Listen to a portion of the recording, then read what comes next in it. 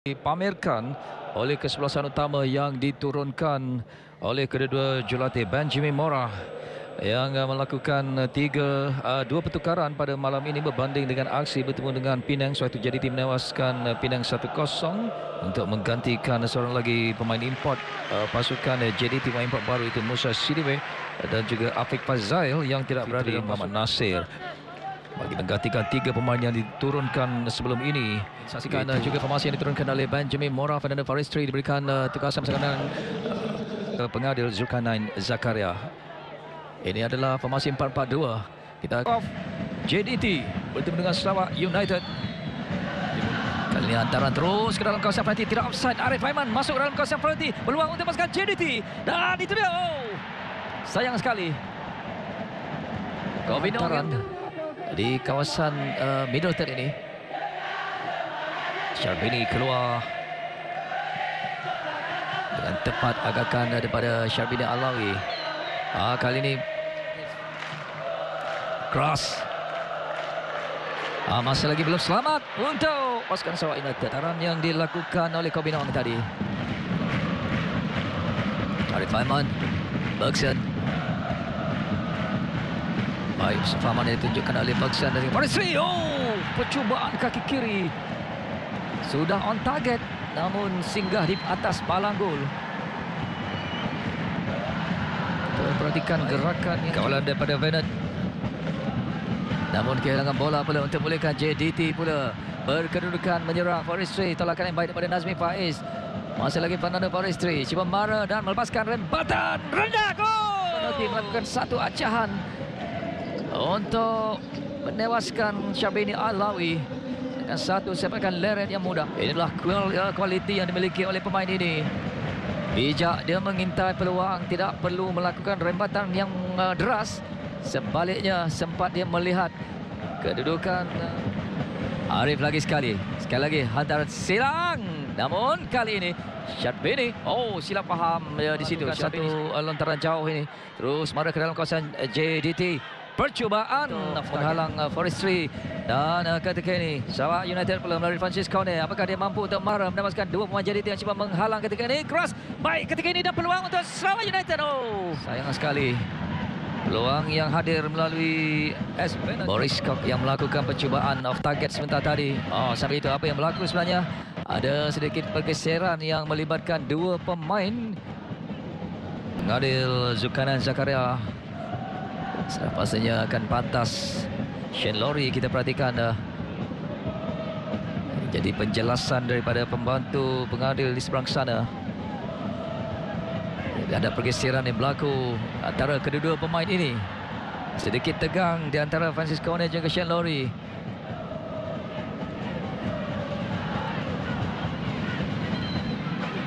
Kalau boleh kita ingin menyaksikan aksi bersih yang ditunjukkan oleh kedua-dua pasukan ini.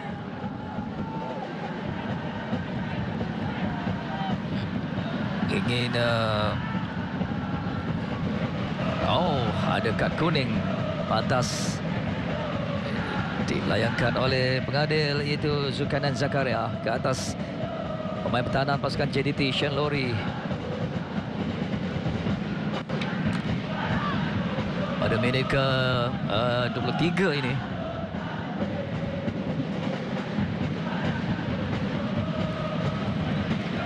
perhatikan peranan yang dimainkan oleh Ocha Akbar selaku kapten untuk menenangkan rakan pasukannya, sementara Francis bercaru saat di belakangnya. Dan kali ini satu penetrasi yang baik dilakukan. Bergson marah ke dalam kawasan penalti dan Bergson Silva. Kali ini tindakan yang boleh diberikan pujian, sifatkan sebagai baik. Dan kali ini hantaran 1-2 yang menarik dilakukan, terpaksa dikeluarkan oleh Shane Lowry untuk mereka mendapat sepakan sudut ini. Terus ke depan, tandukan mudah untuk Syarbini. Cuba untuk mencari peluang melakukan counter dari belakang tadi, dia tidak melakukan kesilapan. Dan Arif Aiman kali ini berpeluang untuk JDT. Masih lagi Arif Aiman. Cross. Dan itu dia. Daripada Bergson dan Silva untuk membolehkan JDT di depan ketika ini. Sekali lagi kita perhatikan, walaupun cuba untuk dihalang oleh Syarbini Alawi, sudah pun berjaya sebenarnya. Dia menggunakan tangannya Namun rembatan Bergson itu mempunyai kekuatan untuk membolehkan bola menerjah masuk ke gawang Sarawak United. Jadi ada tambahan gol di sini melalui jaringan Bergson da Silva. Taran 1-2 yang cantik Arif Haiman. Oh, kali ini terlalu kuat dan tackle, lead tackle. Kad kuning untuk Arif Haiman. Dia ini Arif Haiman, pemain yang kedua JDT dilayangkan kad kuning. Jakba hilang bola di situ. Bahaya kali ini kedudukan untuk Sarawak United. Bertahan dalam kawasan pada tidak mempantas. Muncullah di bahagian tengah padang. Tobin lepas kali ini. Dia ditarik di situ oleh Raja Imran Shah. Kad kuning untuk Raja Imran. Jelas sekali tindakan yang jelas oleh pemain yang baru dibawa masuk tadi, dan cubaan yang dilakukan kaki kiri oleh Nazmi Faiz Mansur tinggi. Jadi sudah ada tambahan kad kuning untuk Sarawak. Peluang untuk Sarawak United. Cantik hantaran ini dalam kawasan penalti JDT, dan itu dia. Oh, tidak, terhalang lagi sekali. Ini adalah, kita perhatikan di sini. Sebenarnya pada pandangan dari tepi ini mungkin tidak perlu dilakukan tolakan ke arah Francis Kone, kerana apakah Arif Aiman akan direhatkan setelah dia melakukan satu assist untuk menghasilkan jaringan kedua yang dilakukan oleh Bang Bilan tadi. Jakba yang melakukan serangan yang boleh menghasilkan jaringan sebenarnya untuk pasukan Sarawak United sebentar tadi, dengan pertahanan yang tidak leka. Ketika peluang untuk Sarawak United melakukan counter attack, Nazmi Faiz Mansur dibawa keluar untuk dibawa masuk Safawi Rashid. Sambil itu Kabin Fernando tak lepas. Kali ini skill yang dilakukan oleh Abdul Rahim tadi. Kekasaran. Pemain yang sama. Kad kuning kedua dilayangkan oleh pengadil. Sayang sekali, pemain yang baru masuk dalam sponsor kedua ini, Raja Imran Shah.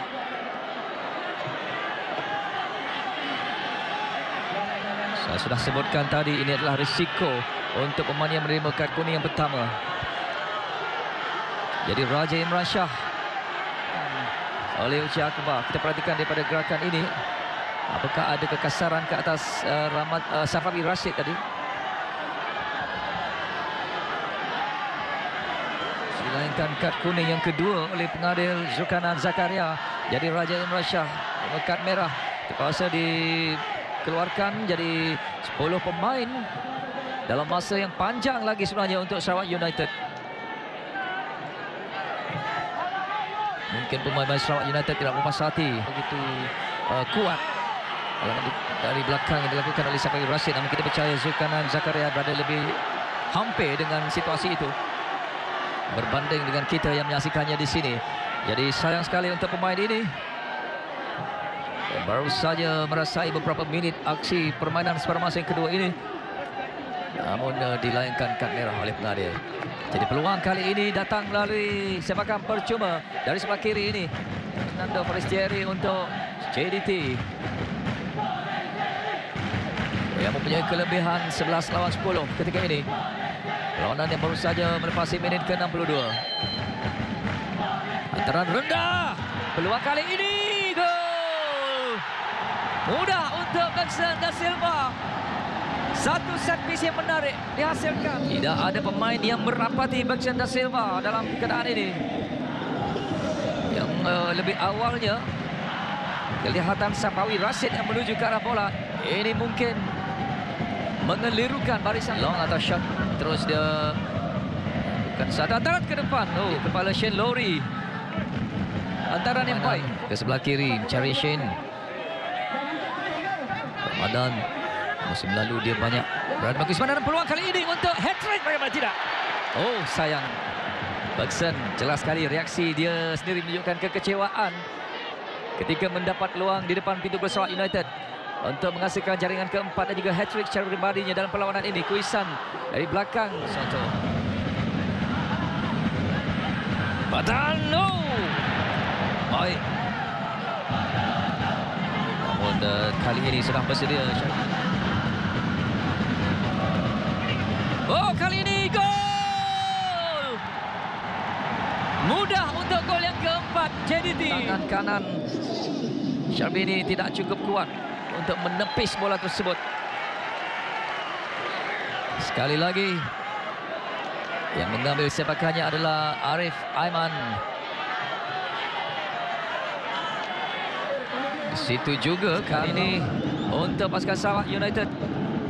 Abdul Rahim, dia dihalang. Oja Akbar, apakah dia berjaya untuk mencari ruang melepaskan rebatan? Namun sudah offside jelas sekali. Kali ini agak lama boleh bertukar-tukar hantaran.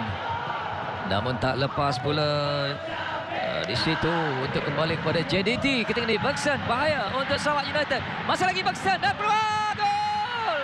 Safawi Rashid. Gol kita perhatikan lagi sekali antara jauh. Di sinilah bagaimana peluang yang dimiliki digunakan setelah Gonzalo tertewas kepada kelincahan Bergson. Bergson tidak tamak. Sebaliknya dia melihat ruang yang lebih terbuka dimiliki oleh Safawi Rashid. Ketika Bergson sendiri sebenarnya memiliki peluang untuk mencari hat-trick. Clean sheet bagi pasukan JDT. Satu percobaan yang terbias memberikan Sarawak United sepakan sudut yang dilakukan di situ. Kita faham bagaimana situasi di kamp JDT ini. Pemain perlu bekerja keras. Dan kali ini Forestieri peluang untuk gol yang ke-6. Itu dia. Mudah lagi sekali. Kita perhatikan.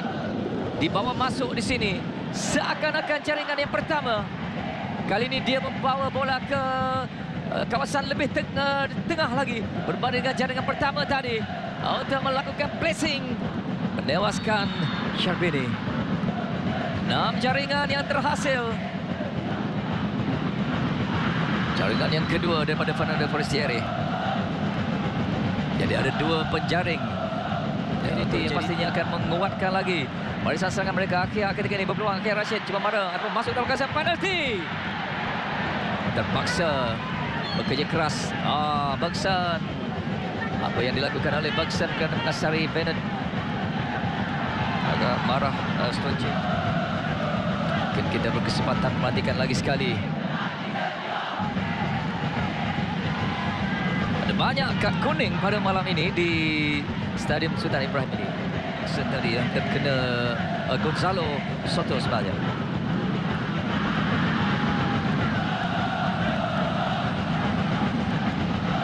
Dalam untuk terus bertahan atau mempertahankan barisan pertahanan pasukan Sarawak United setelah menerima asakan demi asakan dari kiri dan kanan, khususnya gerakan yang dimulakan oleh Fernando Forestieri. Gerakan daripada Forestieri. Muncullah di situ Syafiq membantu. Akhir juga ada di situ. Akhir marah ke dalam kawasan penalti. Akhir blessingnya tidak tepat. Dapat kita saksikan pada malam ini masing-masing dengan 2 gol. Forestieri yang masih lagi bekerja keras. Cubaan terus kali ini. Bahaya sebenarnya. Sampai pasukan Judo Tazim cari kemenangan yang kedua di gelanggang sendiri.